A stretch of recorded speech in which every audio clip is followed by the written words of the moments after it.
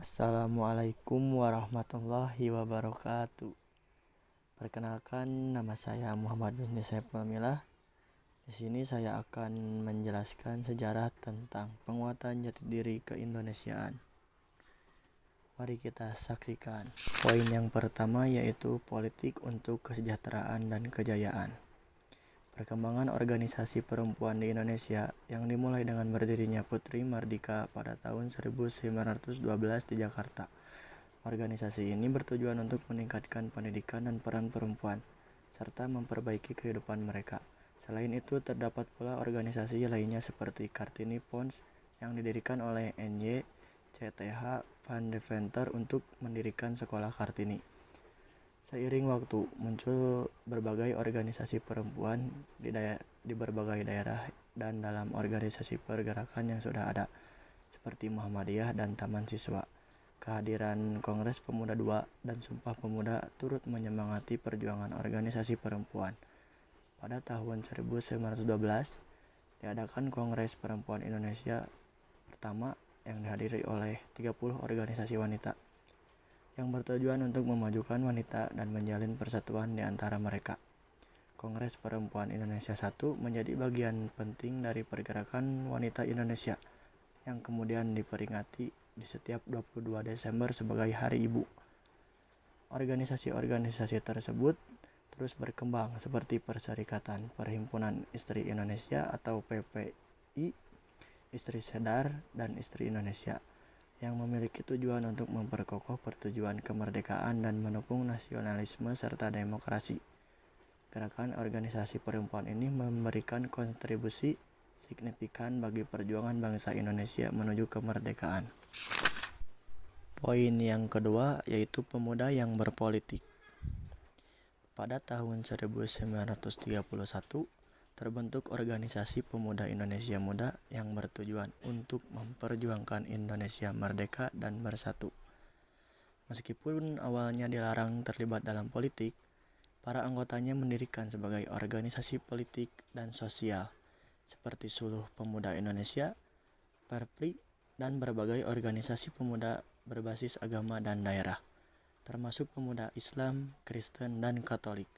Mereka juga terlibat dalam kegiatan kepanduan yang mengajarkan permainan dan keterampilan untuk meningkatkan kesehatan, disiplin, serta semangat nasionalisme dan patriotisme, seperti yang diajarkan dalam organisasi Hizbul Wathan.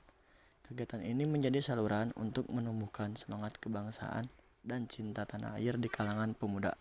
Poin yang ketiga, nasionalisme yang revolusioner. Soekarno, seorang pemuda terpelajar pemimpin Partai Nasional Indonesia atau PNI yang didirikan pada 4 Juli 1927, yang sebelumnya bernama Al-Gimini Study Club. PNI bersifat revolusioner dan terus memperjuangkan kemerdekaan Indonesia. Dengan mengkritik kekuasaan kolonial Belanda, Soekarno juga memprakarsai berdirinya Permufakatan Perhimpunan Politik Kebangsaan Indonesia PPPKI pada 1927, yang turut merumuskan Sumpah Pemuda pada 28 Oktober 1928. Gerakan perlawanan terhadap kolonialisme pada masa itu banyak berbasis pada perkumpulan agama. Sementara Partai Komunis Indonesia atau biasa disebut PKI menjadi target utama pemerintahan Belanda. PNI yang dipimpin Soekarno terus menggelorakan semangat perjuangan dan perlawanan terhadap penjajahan. Soekarno kemudian ditangkap oleh Belanda dan diadili. Dengan pidato pembelaannya yang terkenal, Indonesia Menggugat, yang menyuarakan penolakan terhadap penjajahan dan penumbuhan kesadaran nasionalisme. Setelah divonis dan dipenjara di Sukamiskin selama 4 tahun, 1930 sampai 1934, PNI pecah menjadi 2 kelompok. Partai Indonesia atau Partindo yang dipimpin oleh Sartono dan Pendidikan Nasional Indonesia Baru yang dipimpin oleh Muhammad Hatta dan Sejahrir. Kedua kelompok ini tidak berhasil mencapai hasil maksimal dan akhirnya dibubarkan oleh Belanda. Soekarno kemudian diasingkan ke Ende Flores dari 1934 hingga 1938, di mana ia terus menerungkan nilai-nilai kehidupan bangsa Indonesia di bawah pohon sukun yang bercabang 5. Inspirasi dari pohon yang bercabang 5, sukun tersebut kemudian mengarah pada perumusan Pancasila. Meskipun diasingkan, semangat nasionalisme Soekarno tetap hidup, dan ia terus berjuang untuk menghidupi keluarganya. Perjuangan menunjukkan keteguhan dalam memperjuangkan kemerdekaan Indonesia, meskipun menghadapi berbagai kesulitan dan tekanan dari pemerintah kolonial. Selanjutnya, poin keempat. Poin keempat menjelaskan Poskred Wahana Perjuangan. Pada saat PNI dan tokoh-tokohnya ditahan, kelompok-kelompok pergerakan lain seperti Gerendo yang beraliran Marxis terus melanjutkan perjuangan dengan menentang kolonialisme Belanda dan kapitalisme. Di Sumatera Timur, berbagai organisasi radikal seperti PNI, PKI, Permi, dan Partindo juga aktif melawan penjajahan. Gerindo dengan sikap anti-kolonialisme dan anti-feodalisme sangat menekankan pentingnya kemerdekaan Indonesia. Pada tahun 1939, Muhammad Husni Tamrin mendirikan Gabungan Politik Indonesia atau biasa disebut GAPI yang bertujuan untuk memperjuangkan kemerdekaan Indonesia. Di dalam Poskred, Tamrin pemimpin Fraksi Nasional yang terdiri dari anggota dari berbagai daerah dengan tujuan utama untuk memperoleh kemerdekaan Indonesia secepatnya. Fraksi Nasional juga mengecam kebijakan pemerintah kolonial dan menolak penguatan pertahanan yang akan memberatkan rakyat Indonesia. Pada 1936, muncul petisi Sutarjo yang mengusulkan agar Indonesia mendapatkan status yang lebih tinggi dalam kerajaan Belanda. Namun petisi ini ditolak oleh pemerintah Belanda pada 16 November 1938. Dengan alasan Indonesia belum siap untuk merdeka, penolakan tersebut dilakukan tanpa perdebatan, yang mengecewakan pergerakan nasional. Meskipun sebelumnya telah diprediksi, hal ini menunjukkan bahwa tuntutan kemerdekaan Indonesia tidak memperlakukan dengan serius oleh pemerintah kolonial. Pada Poskred Wahana Perjuangan terdapat 2 poin. Yang pertama, Partai Indonesia Raya atau Parindra. Poin yang kedua, Gabungan Politik Indonesia atau GAPI.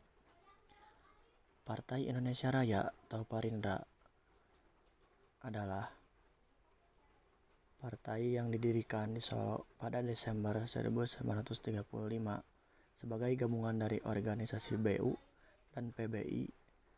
Dr. Sutomo terpilih sebagai ketua dengan tujuan untuk mencapai Indonesia merdeka. Anggota Parindra di Jawa banyak berasal dari petani atau kaum Kromo. Sementara di daerah lain terdapat kaum Betawi, Serikat Sumatera, dan Serikat 11. Partai ini juga mengajukan petisi Sutarjo yang ditandatangani oleh tokoh-tokoh seperti Sutarjo, I.J. Kasimo, Dr. Sam Ratulangi, Datuk Tumenggung, Koh Kationg, dan Alatas.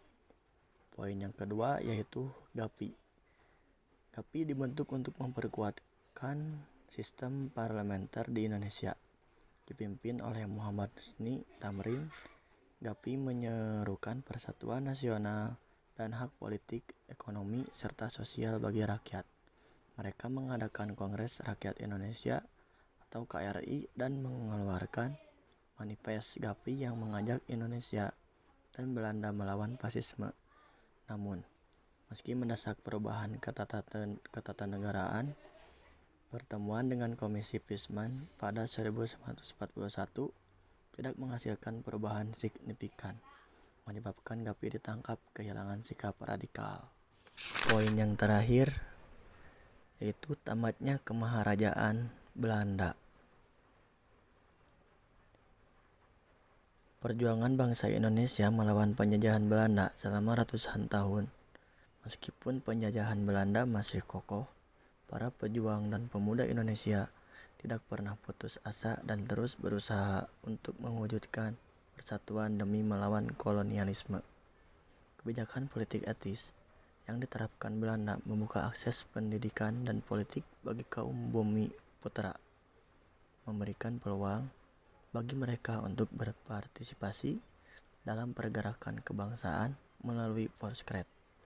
Meskipun begitu, hak mereka untuk menyuarakan pendapat terbatas. Namun, Volksraad membuka wawasan pentingnya persatuan dalam perjuangan melawan kolonialisme. Akhirnya, Perang Dunia II dan kedatangan tentara Jepang mengakhiri kekuasaan Belanda di Indonesia, memberikan momentum baru dalam perjuangan kemerdekaan. Sekian cerita dari saya tentang penguatan jati diri keindonesiaan. Maaf apabila ada kesalahan kata maupun ucapan terima kasih. Wassalamualaikum warahmatullahi wabarakatuh.